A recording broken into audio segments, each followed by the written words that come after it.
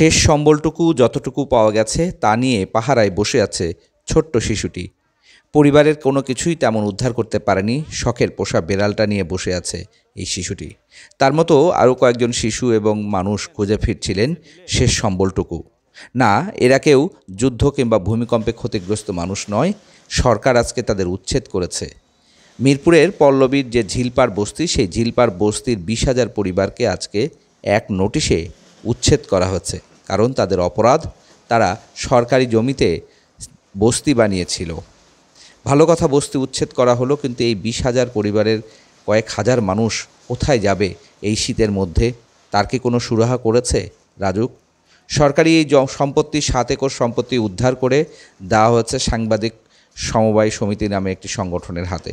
প্রশ্ন হচ্ছে, বস্তি দখল করার জন্য তাদেরকে উচ্ছেদ করা হলো বস্তি মানুষকে, তাহলে যে বস্তি ছাড়াও আমাদের বিভিন্ন জায়গায় সরকারি সম্পত্তি বড়লোকরা দখল করে আছে, সেগুলো কি উচ্ছেদ করছে সরকার? সেগুলো কি রাজুক উচ্ছেদের জন্য উদ্যোগ নিয়েছে? তা কিন্তু আমরা খুব একটা দেখি না। গরিব মানুষের বেলায় যত আইনের প্রয়োগ, সেটা যে কোনো সরকারি হোক না কেন, গরিবকে উচ্ছেদ করাটা খুব সহজ। কিন্তু বড়লোকরা যারা হাজার হাজার কোটি টাকার সম্পদ দখল করে আছেন, নদ নদী খাল বিল কিংবা সরকারি সম্পত্তি এবং ঢাকার আশেপাশে প্রায় 10,000 বিঘা খাস জমি বেদখল হয়ে আছে, সেগুলি উদ্ধার করুন। সেগুলো বেদখল হয়ে আছে, সেগুলো কিন্তু উচ্ছেদ করা হচ্ছে না, করা হলেও সেগুলো ঢিমে তালে।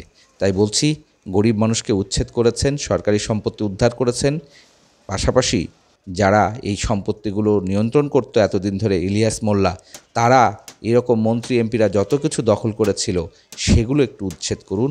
সেই সরকারি জায়গাগুলোতেই এই গরিব মানুষগুলোকে বসবাসের সুযোগ দিন।